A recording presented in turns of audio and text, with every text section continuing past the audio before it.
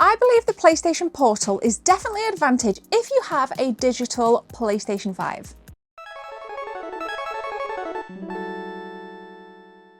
The PlayStation Portal is finally here, and I say finally because it's been sold out absolutely everywhere and scalpers have been rife on social media trying to sell this thing for a profit. But I'm going to tell you where I got mine from later in this video and not to succumb to those nasty scalpers. Now down to the actual video. My name is Gemma and thank you for clicking. We are going to be taking a little bit of a deep dive into the PlayStation Portal, and I've been using it for the last 6 days after Santa was kind enough to deliver me one for Christmas. We're going to take a look at the box, we're going to take a look at the gameplay, the connectivity, we're going to take a look around the device itself, and I will say I have a shell on mine, so the aesthetics will look slightly different because I have a silicone shell wrapped around, so please be mindful of that, especially when we're taking a look at the top of the device because it makes the back look very, very different. But these things do look really nice without a silicone shell. I just couldn't imagine using one without having that protection. So you've finally got your Portal, and there are 2 things you need to do first. Here they are. From your PS5 desktop, hit the settings wheel in the top right. Once in that menu, scan down to System. Once you've clicked through, you will notice that you can scan all the way down to Remote Play. Make sure that Enable Remote Play is definitely highlighted on. From there, back out and scan down to Power Saving. Once in there, click Features Available in Rest Mode. There are 2 things you want to switch on from here. Make sure the Stay Connected to the Internet and Enable Turn-in on PS5 from Network are both switched on. From then, you're good to go. Enabling Remote Play and then changing the features whilst you're in rest mode are 2 mistakes that I failed to do. I natively thought they would be on, so make sure you do them. So you turn on the PlayStation Portal, you connect it to your PSN, and here we go. The box is exactly what you would expect. It's sleek packaging, it looks really nice, and it's in vein of the grey and white PlayStation aesthetics. Inside the box itself, you've already seen the USB cable, and the device itself looks absolutely stunning. In order to turn this thing on, you need to physically turn it on, and we'll navigate the device itself later.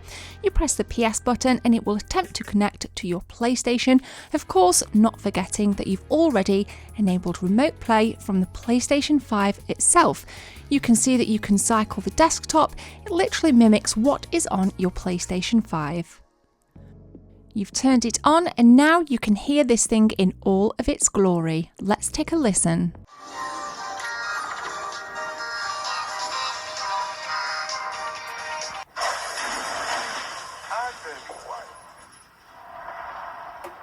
The stage is at the riverfront. What you heard there was the PlayStation Portal with the volume up by about 45%. Now over to the controllers. Astro's Playroom is a remarkable way to demonstrate the capability of this device. As with the standard PlayStation 5 controller, you can expect full haptic feedback. This thing feels absolutely unbelievable in the hand. It is tremendous, and I would highly advise that you try this game on your PS5s if you haven't got a Portal. To bring up the trackpad, you simply tap the screen and you've got the 2 rectangles at either side. They act as your trackpad both on the desktop and in-game. Tapping the screen again brings up another settings. From here you can do things like disconnect from your PlayStation 5, and then you can reconnect to another PlayStation 5 by tapping the settings, tapping the PlayStation 5 and selecting the model that you want to connect to. It does take a minute, and I will say real time this probably took about 2 minutes, but as you can see I'm on a completely different desktop and the one behind is not moving. This is my PlayStation 5 that I stream from, and you can't make it out, but I will say that the screen does look about 480p now, and that's because it takes a minute to give that smooth, crisp picture. But give it time and you will notice that the PlayStation Portal itself does start to kick in after about 5 to 10 minutes of connecting to a new PlayStation 5, and it does look absolutely stunning once it's found and kept that connection. The PlayStation Portal charges underneath via USB-C. Next to it is a 3.5mm headphone jack for your headphones. We have an 8-inch screen capable of 1080p and up to 60 frames per second. This thing looks, feels and sounds gorgeous. You can see the LED lights just down the side of the controller, and depending on what game you're playing, these will change colour, and you can actually control the brightness as well in your settings. This is way better than what I ever expected in terms of quality. Onto the top now, you've got your volume rockers, you've got all of your trigger buttons, you've got 2 speakers facing upwards, there is a power button and a link button next to it, enabling you to connect your Pulse headset to this device. It will not work with any Bluetooth headset as there is no Bluetooth connectivity. That for me is a bit of a shame. I'd really like to see some features appear on this, and I will talk about them in my conclusions. But overall, there's no denying how much I am enjoying this PlayStation Portal. When it first got announced, I wasn't interested, but the more I started to see and read reviews, most people went in as skeptics and came out finishing and feeling that this was an absolute solid product. Connectivity. How do games run once connected to your PlayStation? Well, we know that your PlayStation must be in rest mode or it must be on in order for you to access your menu and therefore play a game. I will say this, you obviously need a physical game in the system if you have a physical PS5, but I think that there's an advantage here for those that have a digital PlayStation 5 because you don't need to faff around changing games. You can hop in and out of games from your desktop on your Portal as you see fit. Now, what I noticed when I first booted up a game for the first time, there was lots of teething errors, as you can see here with my play of Skyrim. Frames were jittery and my PlayStation Portal kept losing connection, but once I continued playing, this ironed out. So my tip is this, stick with it, because when you do, that is when you'll get the most out of your Portal. A lot of people are slamming this online, saying that it's not worth it, it's ridiculous, and whilst I understand that it's not a standalone product, I do think Sony are seriously targeting digital gamers with this, because again, it is a bit of a faff running to the PlayStation to change games. Oh, and by the way, you need to get a case, a screen protector, and a hard shell to protect this thing. I need a few seconds of your time to tell you about channel memberships. If you guys want to become a channel member, click join from the main page or the second link in the description. There are 3 tiers, all with different perks for you if you want to become a team member. Thanks for your time. Let's continue with the video. The PlayStation 5 is of course a media device as well. You can go into the media app and download any app you want. However, you need to be mindful that once downloaded, these will not work on the PlayStation Portal. I'm not too fussed about this feature if I'm brutally honest with you. I can't imagine sitting down and holding my Portal and watching Netflix.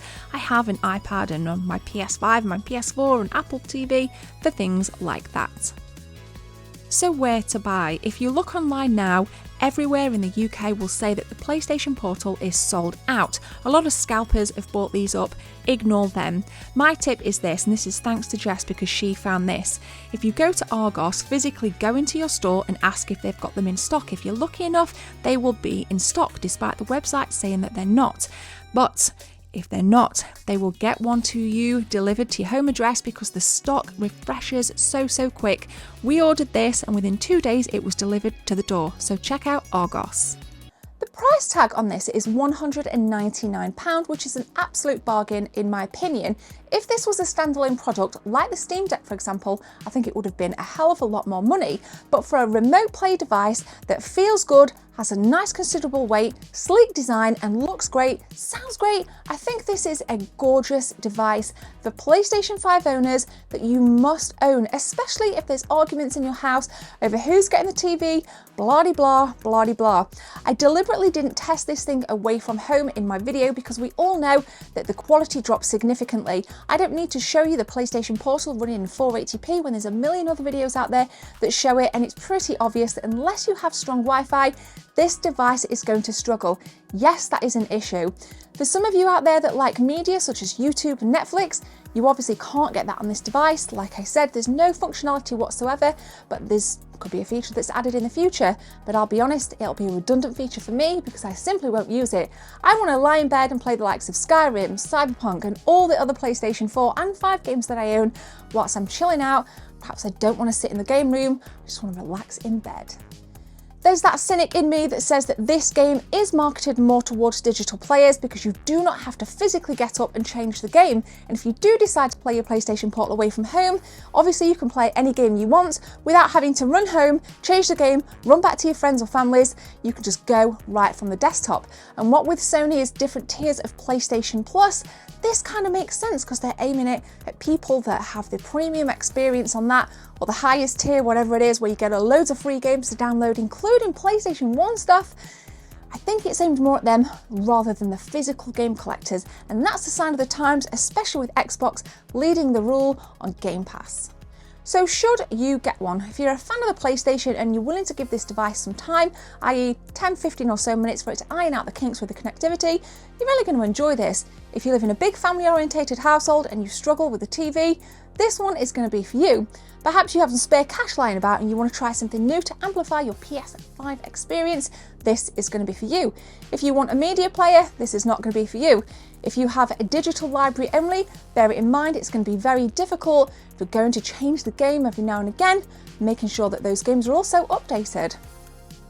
And then of course there's the issue where you can connect your 3.5mm headphone jack headphones to your device, but you cannot connect any other Bluetooth devices such as AirPods because there's no Bluetooth on the device. There is purely the link button for you to be able to connect to your wireless Pulse headset, and the earbuds that also cost a very lot of money, pricing in 199 quid. So for me, my personal conclusion is I love my Portal. I've really enjoyed sitting down and playing this thing, and I can't recommend it enough if you want to try something new. But I can understand the cohort of you out there that might not want to shell out and want to wait for some additional updates for Sony to bring additional features in, such as the likes of Netflix, for example. Let me know some of your experiences with the Portal in the comment section below. I'll be favouriting anyone that uses this comment in front of their comments, and thank you so much for staying to the end. But for now, my name is Gemma, take care, and I'll be back in the next video, and I'll see you soon. Cheers!